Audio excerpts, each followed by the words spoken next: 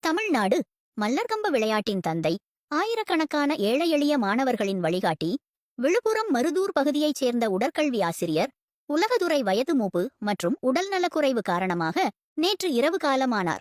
மறக்கப்பட்டு வந்த தமிழர்களின் பாரம்பரிய மல்லர்கம்ப விளையாட்டுக்கு மீண்டும் உயிர் கொடுத்த பெருமை உலகதுறை அவர்களையே சாரும். இவரின் அசுர முயற்சியால் தான் தமிழ்நாட்டில் மல்லர்கம்ப கழகமும் தொடர்ந்து இந்திய மல்லர்கம்ப சம்மேளனமும் உருவானது. இவரின் இலவச பயிற்சியால் இன்றைக்கு மல்லர்கம்ப விளையாட்டில் இந்தியாவின் முதன்மை மாநிலமாக தமிழ்நாடு திகழ்கிறது.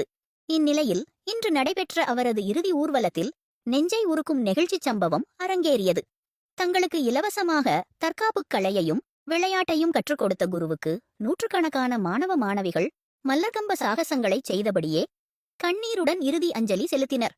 மறைந்த உலகதுரை அவர்களின் உடலுக்கு முன்னாள் அமைச்சர் பொன்முடி, முன்னாள் நகரமன்ற தலைவர் ஜனகராஜ் உள்ளிட்ட அரசியல் பிரமுகர்களும் விளையாட்டு வீரர்களும் நேரில் சென்று அஞ்சலி செலுத்தினர். இதனைத் தொடர்ந்து விழுப்புரம் கே ரோட்டில் உள்ள முக்தி நகர் மயானத்தில் உலகதுரை அவர்களின் உடல் எரியூட்டப்பட்டது. மல்லர்கம்ப விளையாட்டின் ஒரு சகாப்தம் நிறைவு பெற்றிருப்பது விளையாட்டு உலகினரிடையே பெரும் சோகத்தை ஏற்படுத்தியுள்ளது.